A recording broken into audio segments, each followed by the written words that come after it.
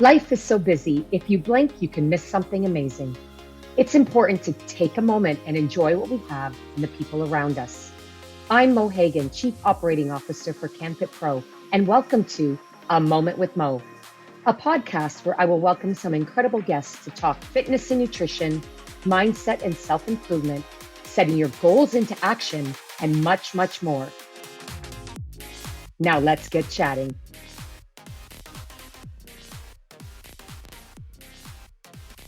Hello, everyone, and welcome to this second podcast in my series, A Moment with Mo. And I'm Mo, and I'm thrilled to be here in this month of February. It is National Heart Month, and I thought it'd be amazing to talk about an aspect of heart health, which is our mindset and our emotions. I did share with you, both in my blogs and in my very first podcast, that joy is my word for this year. It's on my vision board. It is what I think about and meditate around every morning. And did you know that practicing positivity and optimism is as important as exercise for reducing the risk of heart disease, heart attack, stroke, and even early mortality? So that is why I love to exercise this time to talk about joy as an emotion. And we're going to dive into 3 pillars of our life where we can focus on building joy. Now, my guest today is someone that is a dear friend in the fitness industry and in my life. She is best known in the fitness industry as the joie de vie giver. And this is Nathalie Lacombe. So I'd like to welcome you, Nathalie. Hello. Bonjour, everyone. Hello, Mo. Thank you so much for having me today. Oh, my pleasure. It's great. When I thought of a let's chat about joy and positivity and mindset and how to build that in so it becomes as important as exercise, I couldn't think of a better person. So thanks for saying yes. No, it's my absolute pleasure. Thanks for asking. So I'd love to introduce you, give you just a bit of background on Nathalie for those who haven't had an opportunity to work with this amazing human and or be on her podcast in bed with the fitness industry. We'll talk about that as well. But Nathalie Lacombe, she integrates 25 years of experience within the fitness industry combined with her degrees in psychology and exercise science. She has blended that in with the work that she does, and that is in many areas of the fitness industry. I've had the opportunity of working with Nathalie at CanFit Pro for a decade, just over a decade.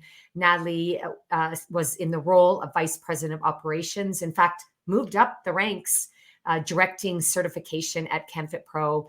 And it was such a pleasure, and in part due to Nathalie's philosophy around joy in the workplace. Nathalie is also Vice President at the FIC, or Fitness Industry Council of Canada. And Nathalie is an award-winning member of CanFit Pro's advisory panel. So Nathalie, thanks again. And let's dive in, or as they'd like to say at this time of the year, let's talk. Let's talk indeed. Yes, great idea. And we promise you that we could talk for hours, but we'll keep it to just around 25, 30 minutes. But I'd love to break this conversation into 3 parts. The first part is for those like even myself. I mean, I honestly had to research a little bit about joy. I knew it was an emotion, but I really didn't understand what it truly meant, how it's different from happiness, perhaps, and where it ranks in emotions. One reason I chose joy as my word this year is because I have to confess and say, especially over the last number of years, and also being a recovering perfectionist, that I sometimes lose my joy in all the change and chaos and challenges of work and life. And I'd love to hone that for myself, for my personal well-being, for my relationships, and for my work or my contribution to the world. So those are the 3 pillars that I talk about in my blog. I'd love to start by inviting you to define joy, share some of the psychology around it, and perhaps that'll lead us into the next part, which is strategies and steps to build joy. Thank you. Um, it's interesting. I mean, when you first brought this up with me, and I do say joie de vivre giver, or I put that in my bio, I should say, because it feels like it's what I carry around with me, and that felt really innate. And I feel like when it comes to joy and happiness and positivity, and the way our outlook on life, separating what you were raised with, separating what was nature versus nurture, is a piece that I ask myself about a lot. And this is one of those, it was the opportunity that I had discussing this with you, because it feels like for me, a lot of the times it's just natural. The last few years have given me the opportunity to dig into it a little bit more and look into it a little bit more and define it more, because I find when something's pulled from us, taken away from us, when we feel ourselves shift to a place that we are not the best of ourselves, then it's easier, more accessible perhaps, to reflect on what's missing and what can come there. So happiness being a state in which a lot of things come together in order for us to be happy. And a lot of that has to do with work-life balance. A lot of that has to do with the relationships that we're in. A lot of that has to do with a bit more of a high-level type of evaluation of it. Joy can be immediate. It can flip really quickly. You can access it really quickly. And it can be moments of the day. So if you think about it from this perspective of an opportunity for you to find joy in a moment, find joy in a person, find joy, whether it's in the stressful, the mundane, the easier, the not easier, it's something we can seek, which means it has direction, which means it has a roadmap, if you will. And the roadmap of that, and this is one of the places where I'll tie it into optimism, because that's another word that you brought in. Some people qualify themselves as being optimistic or pessimistic. One of the pieces of optimism is being present moment. And so if joy is found in moments, then the only way to access joy is to be in the darn moment. If you're outside of it, if you wish you were doing something else, and then if you're pulling the experience to someplace else, then obviously it's really inaccessible in that way. But bringing yourself to the present moment is the first one, because all we really have is that, right? When we look back, sometimes it's easier to find our mood being pulled down. When we look forward, we can feel our anxiety being pulled up. But right now is all we can have. That sense of control you talked about before. All we have is right now. And so being in the moment is the place that we have joy. And the second piece, and this is something that I've learned and I've played around with a lot, is people think that they access optimism or not, they are optimistic or not, but optimism is actually a skill. Optimism is an outlook that can be, like I said, road mapped. And the first piece of it is curiosity. Curiosity is the gateway, the opening door towards that. So that sense of wonder. So you might have noticed when people aren't optimistic, they're usually like, they're jumping to conclusions, they're closed-minded, they're like, here we go again, this is going to happen again. Versus if you look at kids going into an experience, it's that sense of wonder, that I wonder what's going to happen, as opposed to I know this is what's going to happen. And so you need to be present moment. You need to feel safe. You need to be comfortable with risk. And it's about what can be there, letting go of that sense of control, like you talked about earlier. So those are the two places I would say to define joy, really in the present moment and bringing curiosity to that present moment, which allows you to find joy. Because if you're in a space without curiosity, even if joy's there, it's really hard for you to connect with it. Beautiful. And that's going to come in handy for when we ask some questions at the end, which I invite those that read my blog to reflect on, and how to cultivate joy in areas of their life, whether it be in their own well-being, being in the moment, and just harnessing that joy, even if it's for a moment, and then recognizing, because I'm certain that too, as you enjoy more of the moments, you'll seek more of those moments, therefore practice being more curious, present, etc. And then, of course, the same goes for how we can harness and build joy in our relationships and in our work. So thank you for sharing that. It also really would help people move beyond, or as you said, move towards the the fear, because everyone experiences fear, but it's moving through it with that curiosity and enjoying the moment, not just, oh, okay, when this is over, then I'll be happy or I'll accomplish something, but being in the moment.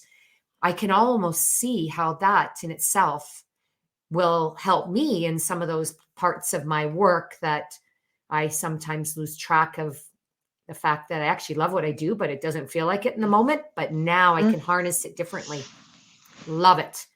I also love, you have this philosophy, and this is an exercise. So let's jump into strategies and steps. I will share a few myself. I've shared them with my followers, but I'd love you to share. And this was something that when I learned this from you at CanFit Pro, and I've watched you in action over the last, I don't know how many years we've known each other.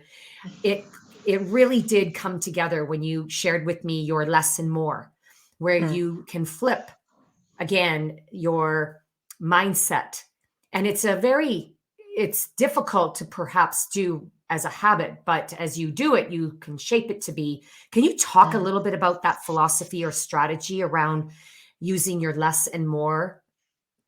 Yeah, it's interesting, because you talked about how you saw the joy and the positivity and things like that in the workplace. And I feel like, and maybe it's for women, it's even tougher, but I feel like in the executive world, having a leadership philosophy based around positivity can feel fearful.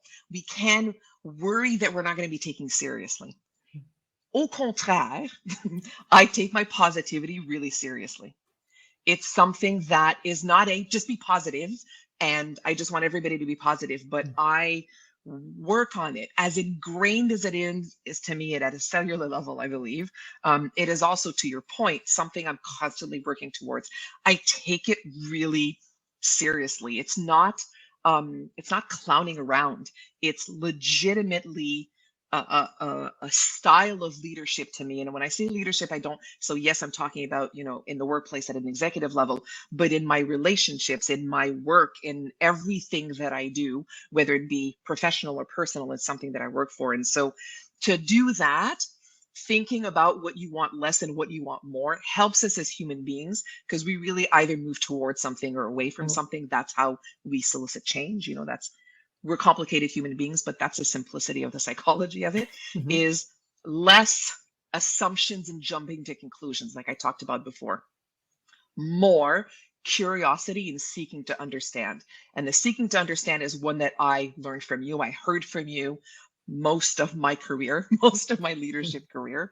And that's where because you can't seek to understand unless you're being curious. If you don't bring curiosity, it's really hard to say, I'm going to seek to understand, but are you actually actively listening in those places, So another piece of that, less cynicism, negativity, more optimism and trust. And again, you can't get to trust without a little bit of curiosity, like wondering, where is this coming from? Probably assuming it has nothing to do with me. If there's something that's troubling somebody else, being curious about what's happening in their lives, what's happening from them, that this is how they need to act, react, to be right now, and not assuming that it's something that has to do with me and a poor relationship we have, So less gossiping and broken trust, more candidly speaking to the right person, creating spaces for safety.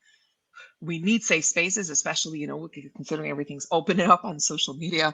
We need safe spaces. And if you can provide that safety for somebody, then you will probably get closer to a more positive relationship with them. Less judgment, more empathy. More empathy. Again, curiosity, caring, empathy, safety, trust. It's all those kinds of things. Less opinion, more reflecting. I will remind your listeners that animals react, that if what separates us from the animal kingdom is when something happens, we can respond as opposed to react. And I mean, you won't see this on Twitter often, but I promise you, we can respond as opposed to react. And the difference between the two is time and space and reflection. That's the difference. And sometimes we are very reactive. Sometimes we can work on our opportunity to do more of that reflection and responding. and less worrying about the past, more being solutions focused. But that's where these things come through. And this is this is the philosophy of it. There's day-to-day actions that I know you and I are going to talk about that can help people with that, because saying this is one thing, but applying that into our daily lives is the piece. But that's what it is. More curiosity, optimism, trust, reflection, candidly speaking, creating safety. Honing that is how I take my positivity really seriously and continually work on it. Fantastic. And one thing I commend you for is the courage to take to the executive boardrooms and those executives you work with in the industries that you are involved in, is actually redefining that emotional piece and what you've just talked about in terms of mindset, optimism, joy, as a essential skill, which was once upon a time seen as a soft skill, which, as we have learned, women in the boardroom tended in the past to lead with those strong skills of soft skills, which were not taken seriously because they weren't hard skills, like learning bottom lines and data and, whatever, financials. But it's the essential skills today, especially in the diverse workspaces we work in, and with the effort to create more safety and trust in the workplace, and also inclusivity. So I commend you for that, because you've really helped, especially the fitness industry that I know of. I've watched you in front of hundreds of club owners and operators, and how you've commanded the attention required. They want to learn from you with this important work. So thank you for that. And Thank you. please continue, because it's needed more than ever, especially as we are now navigating ourselves back into the workspace. It's all about rebuilding trust and learning how to communicate and work together differently, and bringing joy and optimism into the workplace, because it's also a tough place these days. So thank you for that. So for the viewers and listeners, that it's almost like a mind, I call it a boomerang, taking what you naturally do, checking in or reflecting with yourself. Is this how you want to show up? Maybe pessimistic or judgmental, or that cynicism or gossip. And how do you want to, as a boomerang, for those who know it, you throw it out there, it comes back to you. So how do you want to move that and bring it back to you in a way that's going to be most effective in how you want to be as a leader? So take that contrast list, less of this and more of that. It is an exercise you can practice, just like training and exercise in the gym. So that would be one practical exercise.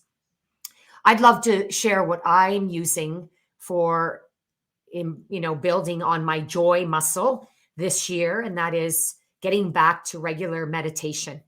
And I may not be your book, like as far as by the rules meditator, but when I meditate over what it is and how I wish to show up at work, and be more curious, practice active listening, be happier in the moment, harnessing those joyful moments. You know what? When I meditate around that in the morning, or prior to a meeting, or prior to a presentation, then I bring more of it. So that would be one practical exercise where I would reflect and say, in a moment, for my own personal well-being, what is it that brings me joy? When I exercise and move my body, when I learn to meditate, when I journal, when those are things I do to build my personal well-being joy. And what do you do, Nathalie? I know a bit, but tell the viewers what you do to harness joy in your personal well-being, and don't hesitate to share if personal well-being involves some of your hobbies, such as cooking. How did you know we'd land there? Here's what I'll share firstly is, because we're at the beginning of 2023, I made a decision in 2023 that I've been burning myself out by giving away so much fitness and wellness to others that there was nothing left for me. And I don't want to get burned, which is one of the reasons I've been doing silly things like trying to go to hot yoga, because I don't normally don't do well with heat. And so I'm trying to do things to put myself in positions where I'm capable of creating the barriers around it and protect myself, so that I don't get burned in those situations. And so it has a lot to do with that.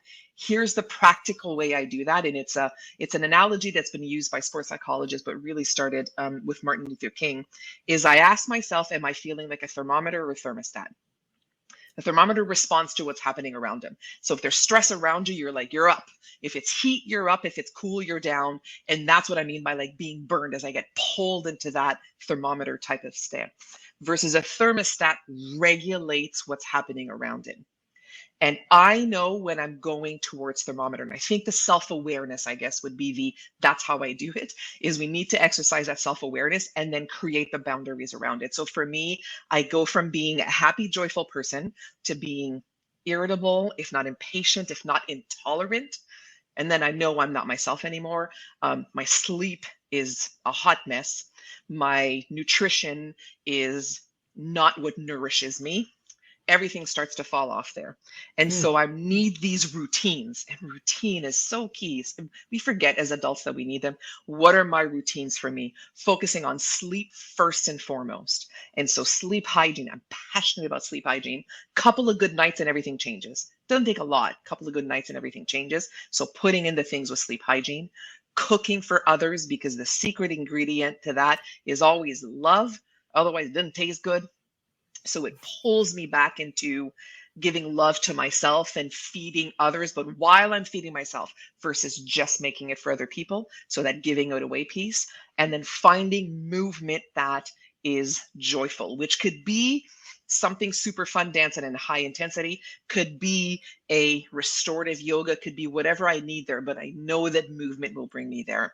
So the self-awareness of what a thermometer starts to look like, and then what brings Nathalie back to thermostat, and in priority doing those things: sleeping, cooking, movement. That would Wow. be my technique. What a great analogy, the thermostat to the thermometer, and being in check with that and what brings you back. And the self-awareness piece, wow. That's like, if my mic was up, I'd drop it, because that's a mic drop moment. Bless you. Thank you. I love that. And thank you. I mean, I'm going to leave it at that, because that is perfect for all of us to focus on and take with us, or find a analogy that works for you. I'll share a really simple exercise that I used to share as a practicing physiotherapist with my patients, to remind them about powering up their posture, because they would be typically people who had chronic back pain. And I honestly feel I learned this from a patient, because as I grew up, I remember my mother saying, "Don't slouch, Mo.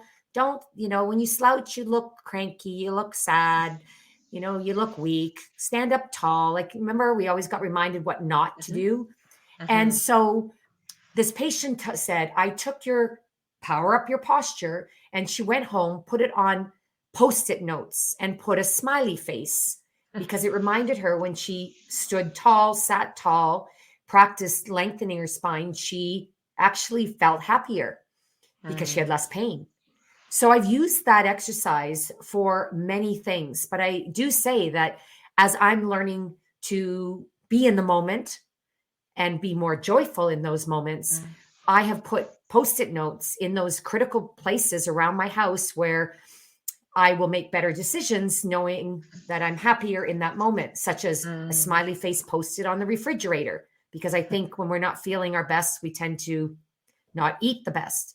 I have a Post-it note in my office on my computer screen. I have a Post-it note on my steering wheel. I have a Post-it note with a smiley face in my bathroom mirror, around the house, where it just allows me to check in, not only with my smile, but also with my posture. And of course, anyone who has met someone that has a smile and stands strong actually illuminates positivity, strength, happiness, perhaps joy.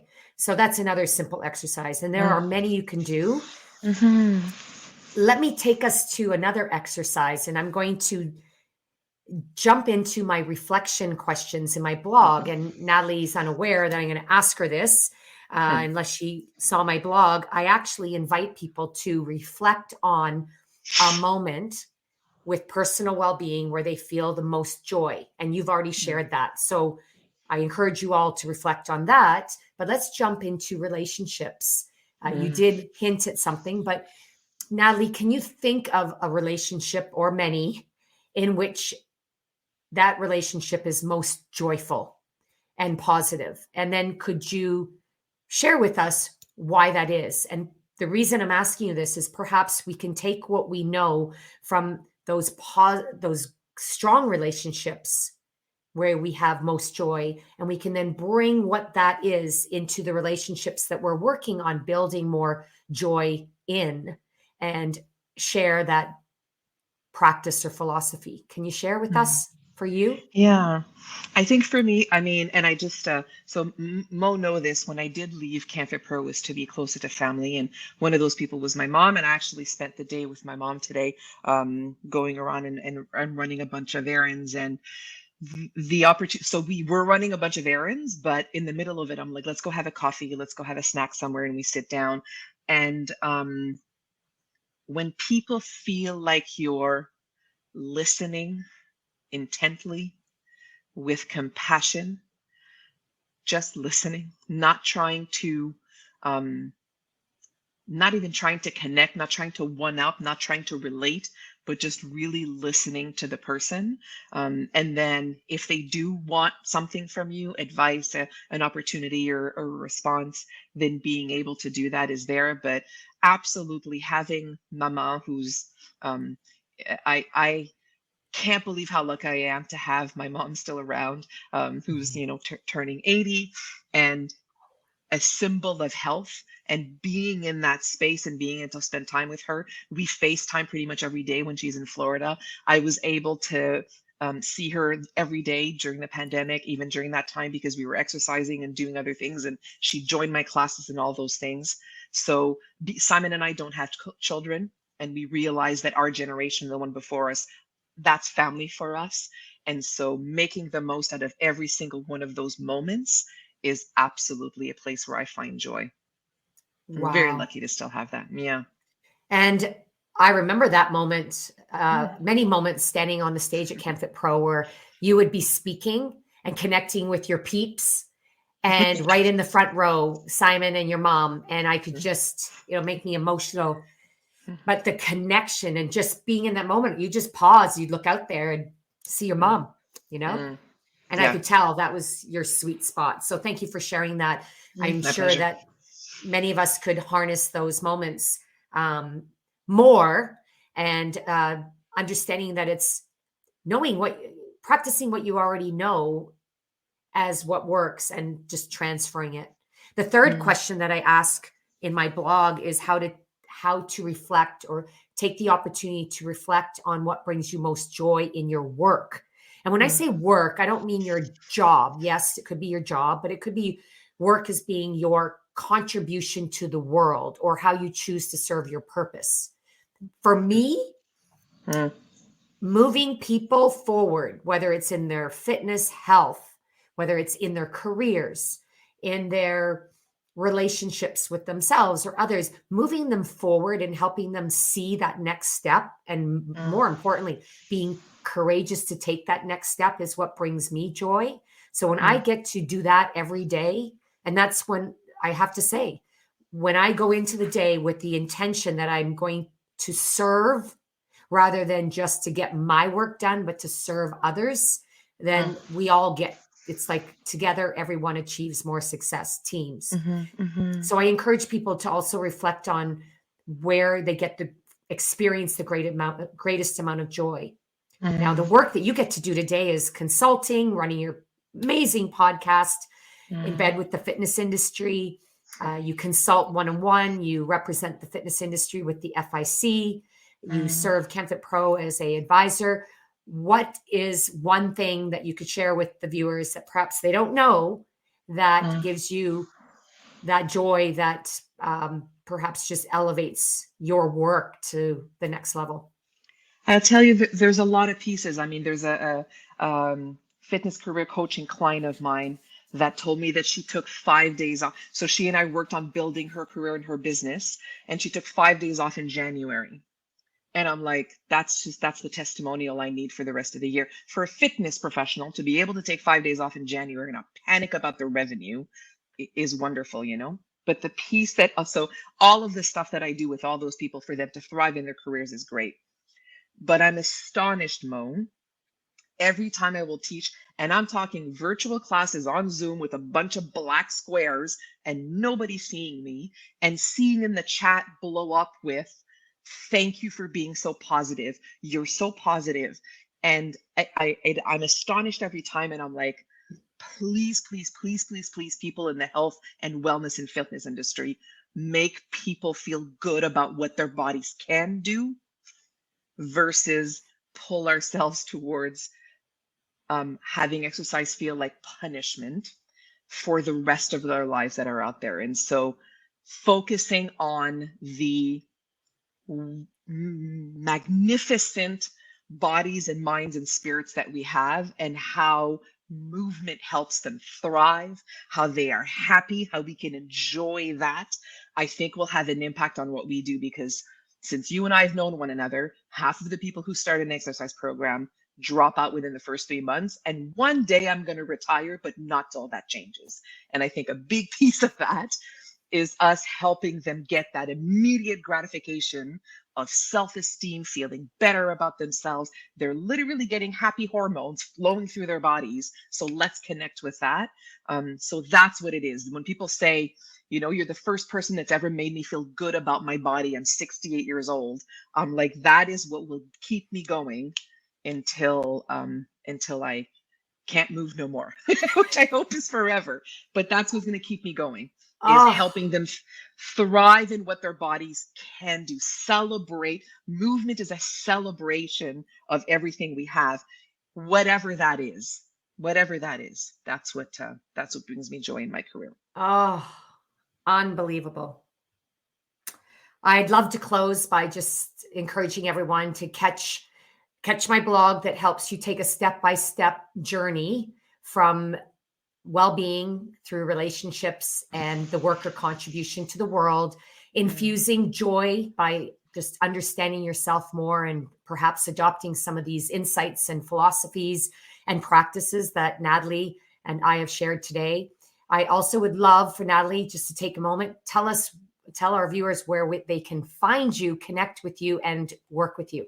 And then we'll close with my favorite quote. Yes, please. Thank you for the opportunity for that. And so you can find me on all the social medias. You can find me on my website, nathalielacombe.com, or probably simplest through Instagram at Nathalie Lacombe Coaching. And what's mine is yours. So I'll be happy to connect in whichever way is simplest and best for everybody out there. Thank you.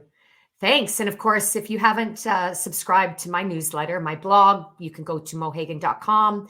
And I thank you. And I want to leave you off with some advice from one of my favorite comedians, also a summer Canadian, as she resides along with her husband in Canada at her favorite cottage. And that is Goldie Hawn. And Goldie shares with us, if we can just let go and trust that things will work out the way that they're supposed to, without trying to control the outcome, then we can begin to enjoy the moment more fully. The joy of the freedom it brings becomes more pleasurable than the experience itself. Enough said. Love that. Thank you, Nathalie. Love you. Thank you, everyone. I hope that you found that joyful and helpful for you. And please remember, building your joy muscles is as important as building your heart as a muscle. And when you build the one that is joy, you'll build the other. Let's do that together. All the best. And until next time, be well.